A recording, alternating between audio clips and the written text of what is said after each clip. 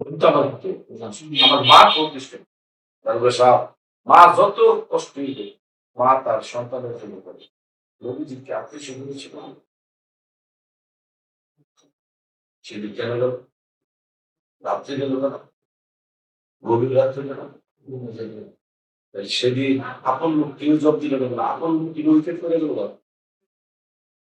আচ্ছা ঠিক আছে সব হয়ে গেছে সেদিন নবী মোহাম্মদ সাল্লাল্লাহু আলাইহি সাল্লামের কি কর্মটা ছিল কোন কথাটা ছিল কোন জিনিসটার কারণে রাতের বেলায় একটা মানুষ ওনার পক্ষে আসলো না সব ফালাই দিয়া উনি মদিনায় গেল কারণ কি উত্থান হয়েছিল যদি বলে নামাজ নবীজি নামাজের দাওয়াত দিয়ে যদি রাতের আধারে মক্কা থেকে মদিনা যায় তাহলে নবীজি এত কষ্ট করলে নামাজের দাওয়াত দিয়া তাহলে বোঝা গেল পূর্বে তারা বেনামাজে আসিল না পূর্ব নামাজই ছিল পুরা নামাজ ছিল সালাত পূর্ব ছিল আর লালন বলছে ওই যে গানটা রোজা বন্দি সালাত জাকাত পূর্বে তো জাহের ছিল কি কালা মানিলেন নবী সকলের শেষে তাহলে পূর্বে তো নামাজই ছিল তো নামাজের দাওয়াত নবী কি বলবে আপনি একটু আগে কুক খাইলে কুকের বোতল আমরা সামনে আছি এরপর আমরা এখন কুক খাও কুক খাই না খাওয়া এটা তো হয় তো আমরা খাইলাম সালাদ পূর্ব ছিল এখনো আছে কিয়ামত পর্যন্ত থাকবে এই সালাদের দাওয়াত দিতে নবীজি আসেন যদি বলেন রোজা সূরা বাকারার 183 নম্বর আয়াত এই তোমাদেরকে এই বনি আদম তোমাদেরকে সিয়াম দিয়েছি তোমরা সিয়াম পালন করার জন্য যাহা তোমাদের পূর্ববর্তী গণকে দিয়েছি আর দিয়েছি কেন জানো তোমরা যাতে মুত্তাকি হতে পারো তাকওয়া হতে পারো তাহলে তো পূর্বের কথা তো এখানে বলা আছে তাহলে সালাদ সেদিন রোজার জন্য সেদিন নবীজি পলায় যেতে পারে এমন একটা কর্ম এমন একটা কথা বলেছিলেন মক্কার কোন মানুষ সেদিন সহ্য করতে পারেনি সহ্য করতে পারে নাই তো ঠিক আছে এই দরবেশ আব্দুল্লাহ বুঝলে না আমি যাবো দিকে আমি যাবো এই কথা বলা হয়নি বলছো কত ভাই নিলাম উনি তো রাতে রাতে বলা যাবে মেরে ফেলি যদি বলেন যে তসবি জব ছিল তসবিয়া ছিল যত কর্ম আমরা করতেছি পূর্ব ছিল এখনো আছে ভবিষ্যতে থাকবো তাহলে যেটি আছে এটি দিয়ে নবীজি ফলায় যাওয়ার কোনো কথা না যদি করবে না কলমার দাওয়াত দিছিল আর কর্ম তো পূর্ব ছিল লা ইলাহা ইল্লাল্লাহ মুসা কালিমুল্লাহ লা ইলাহা ইল্লাল্লাহ নূর ইয়া ইসারুল্লাহ লা ইলাহা ইল্লাল্লাহ ইব্রাহিম খলিলুল্লাহ কিন্তু আগেও ছিল এখন লা ইলাহা ইল্লাল্লাহ মুহাম্মদ রাসূলুল্লাহ এ বাবারে তোমার নামে কলমা পড়তাম না তো না পড়লে তুমি ইব্রাহিমেরটা তো পড়ো তো ইব্রাহিমেরটা পড়ো এর কি কাটাকাটি মারামারির কথা আসতে পারে না সেদিন কি কর্মটা করেছিল এমন কি করবে এই কর্মটা যদি প্রকৃত নবীর উম্মত হইতে তার জীবনের মধ্যে আমার এই কর্মটা হইতে ওই হিজরত করতে হিজরত ছাড়া হরজত হইতে পারে না তুমি যদি নবীর উম্মত হও সেম আপনি দারোগা সাহেব যদি আপনি আতর ব্যবহার করেন থানার ভিতরে আতর দেন এখানে আসলে আতরের গ্রাম করবে না টয়লেটে গেলেও করবো শ্বশুর বাড়ি গেলেও করবো আতরের ধর্মই গ্রাম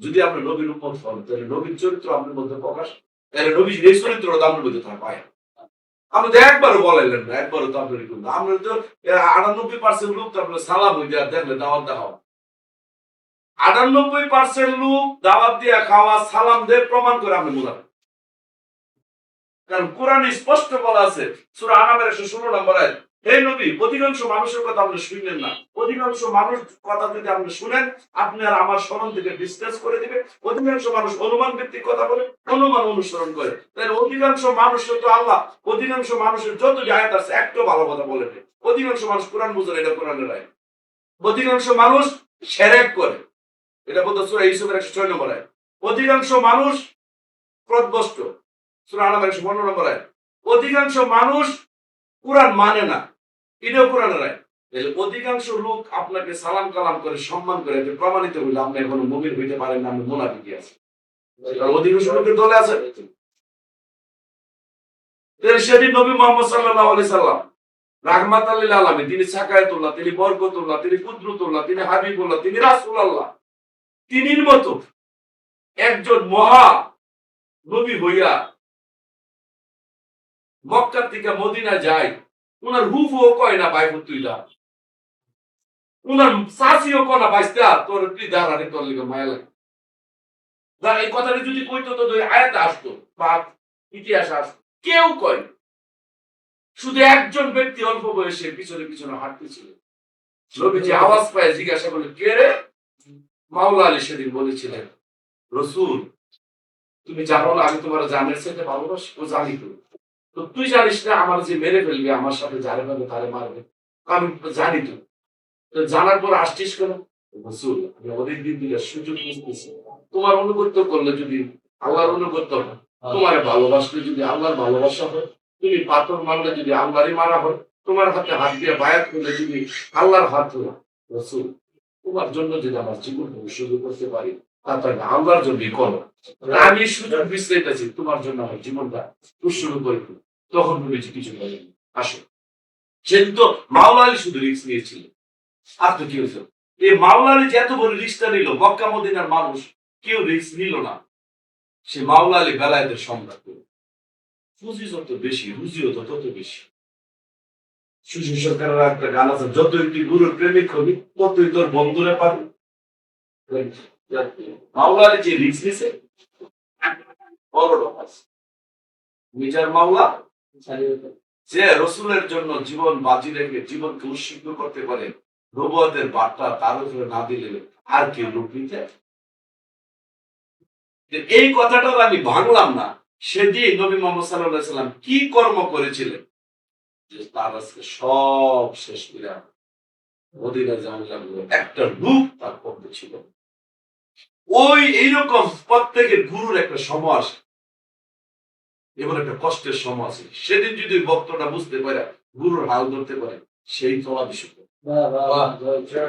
সেদিন এই তলা বিশুদ্ধ এটা সবার ভাগ্য নয়।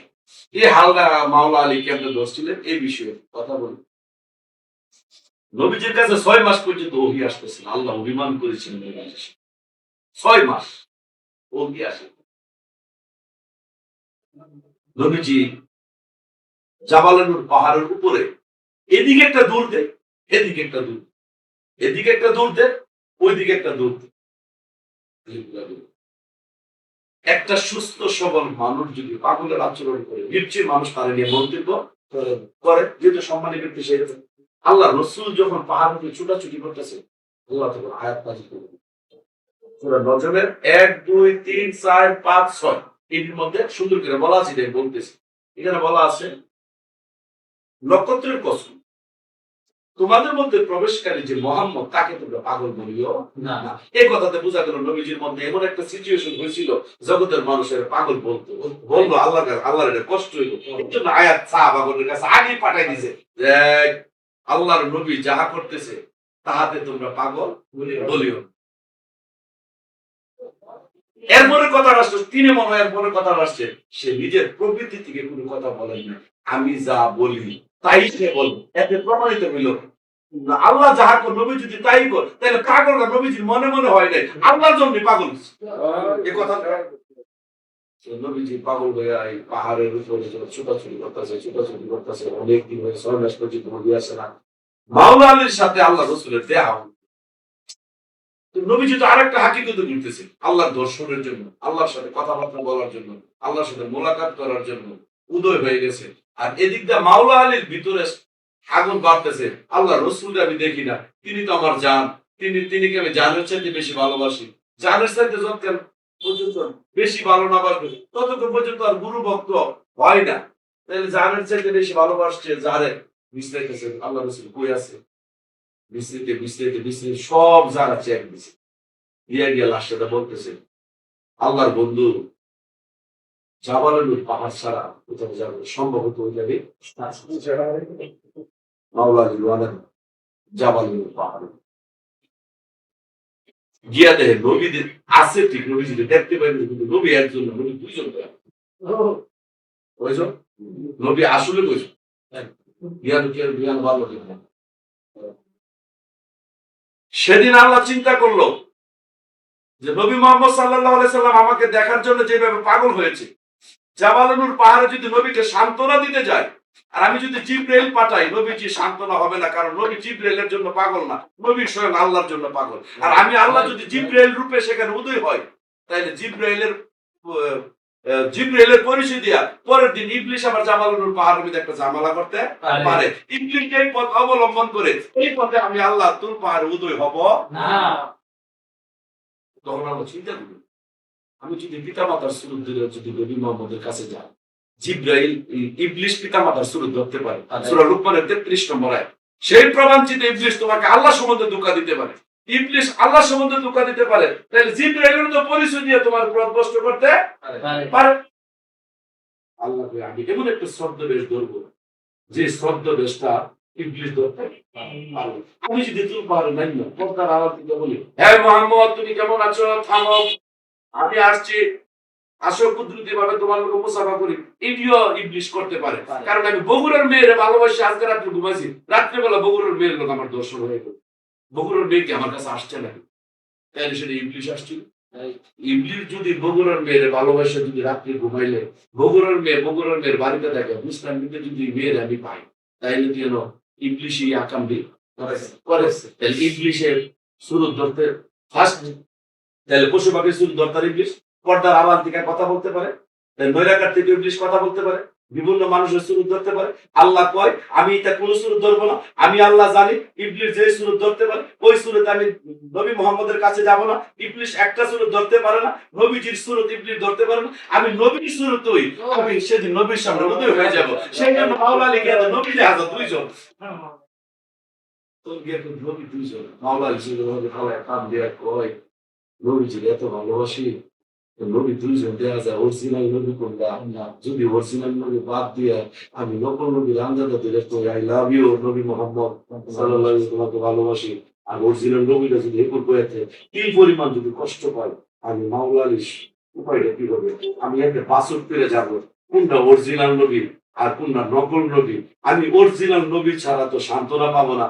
দূর থেকে মাওলা আলী তাকিয়েছেন, একই সুরত, একই নমুনা, একই ডগ, সবকিছু। হঠাৎ করে দেখতেছে একজন নবী আরেকজন নবীকে সেজদা করতেছে। যিনি সেজদা নিয়েছে তিনি হয়েছেন আল্লাহ, যিনি সেজদা দিয়েছেন তিনি আমার নবী। সেজদাকারী সে নবীর চরণে গিয়ে পয়রা করতেছে, হে আল্লাহ রাসূল তোমার দীর্ঘদিন ধরে বিশ্রাইতেছি, কোথাও পাইনি, হঠাৎ করে দেখলাম তুমি আছো। তখন আল্লাহ পাক সেটি রসুলকে বলল, আমরা দুইজনের মিলনে আয়াতে আসছে, দুই দনকের নিয়ে আরো কাছাকাছি আমাদের মিলন হলো। হে মানুষ, আমাদের সাক্ষাতের ব্যাপারে তোমরা কোনো অস্বীকার করিও না। তাইলে সেদিন এই নবী মুহাম্মদ সাল্লাল্লাহু আলাইহি সাল্লাম আল্লাহর এই সাক্ষাতের সময় মাওলা আলী ঢুকে গেছে। এই ঢুকে যাওয়ার অর্থ কি, গুরু যখন কোনো ভক্ত লয়ে আসে মিষ্টি খায়, আরেকটা ভক্ত দূরত্বে আসলে তারও একটা দোয়া লাগে। সেদিন আল্লাহ আর নবীর মধ্যে যে মিলন মেলা হয়েছে, এখানে মাওলা আলী ঢুকার পরে কয়ে দিছে যে এই মিলন মেলা বাদ দিলে আর হয় না, মাওলা আলীর রেসালাতটা দিয়ে দাও। তার মাওলা আলী, তার মাওলা। আমাদের হেলা একমাত্র আলী দেখেছে। মানরাইলি আহাদুল ইল্লা ইবনে আবি তালিব, আবি তালিবের পুত্র আলী বেঁচে থেকে আল্লাহ রাসূলের হাকিকতি জানে। এই বেলায় আসলো মাওলা আলী। সুতরাং যতক্ষণ পর্যন্ত ভক্ত, আমার কথাটা ছিল ওই জায়গায়, যতক্ষণ পর্যন্ত গুরুর একটা অন্তিম সময় ভক্ত যখন টের পায় আর ওইখানে যদি ঢুকতে পারে, সে কোনোদিন হালিয়াতে আসতে পারে। এই জন্য গুরু আর ভক্তের মধ্যে একটা মিলন মেলা হবে। এই মিলন মেলার মধ্যে যেন সবসময় ভক্ত থাকতে পারে, জীবন অনেক কথা বললাম।